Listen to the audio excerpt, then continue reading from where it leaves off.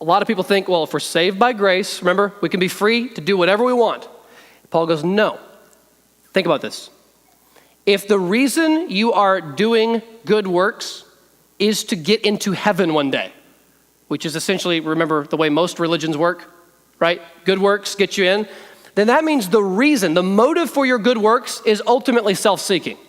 It's ultimately a selfish system from top to bottom. So if you say helping the poor, I'm gonna go do that because it makes me right with God, you're not actually loving the poor, you're loving yourself. Are you following that?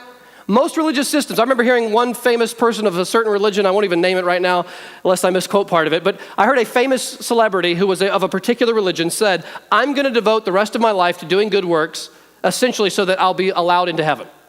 And so I thought, wow, so all the charity checks that they're writing are ultimately to earn their way into heaven. That's ultimately a self-serving system.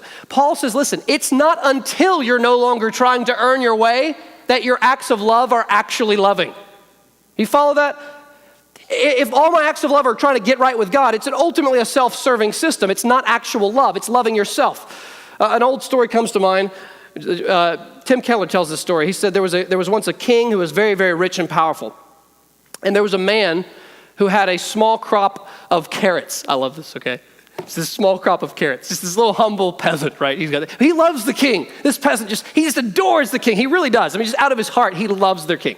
So one day, he gets this giant carrot comes out of the ground, okay? It's just this massive carrot, and he's just so proud of it. And so he goes to the palace, and he tries to get permission to get in, and somehow or another, he's allowed in to see the king. So the king has never even seen this guy before, and the guy tells him who he is, and he just genuinely loves him. He goes, I just wanted to honor you. This is the best of my crop, and I just want to give it to you because you're a great king, and I revere and respect you. And the king said, like the soldiers are sitting there saying, the king doesn't care about a carrot. Are you crazy? He doesn't care. But the king was deeply moved by this because he knew this guy meant it. He loved the king for the king. And so the king said, hey, tell me where you live.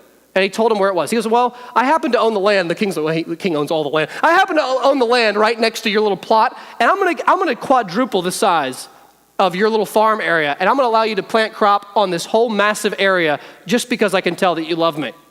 And the man is moved to tears. He was not expecting that, and he leaves and he celebrates. Now, that day in the court, there was another man standing there who was a wealthy, kind of aristocratic type of person. He's sitting there and he goes, so that's how it works. Okay, king, we love you. May the king live forever. And the guy leaves, right? And this guy owns horses.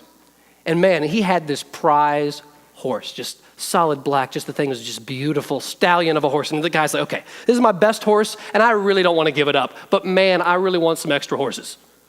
And I got the scheme. So he comes the next day before the king. Oh, king, live forever.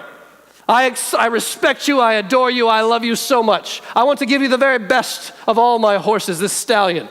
And the king goes, thank you very much, you may go. Excuse me. Oh, king, I love you so much. This is my very best stallion. Thank you, sir, you may leave. And the man leaves in a rage, and Tim Keller applied it. I just thought this was brilliant. He said, another man came up to him that day and said, why did you give the peasant all that land and you gave the other guy nothing? And his answer, the peasant gave the carrot to me, the aristocrat gave the horse to himself. If you think your good works that you're presenting to God are really self-serving, you're not actually loving God or your neighbor by feeding the poor person downtown. Are you with me? I think a lot of this stuff can be, but here's the point. So until we understand that our acceptance with God has nothing to do with anything we do, but everything with what Jesus has done, until we get that, our good works are not actually good. Do you understand that? We're giving it to ourselves. But once we are freed to understand that we're accepted by grace, not by works, now for the first time, out of faith in Jesus, we can respond and say, God, I'm giving you this just because you're you.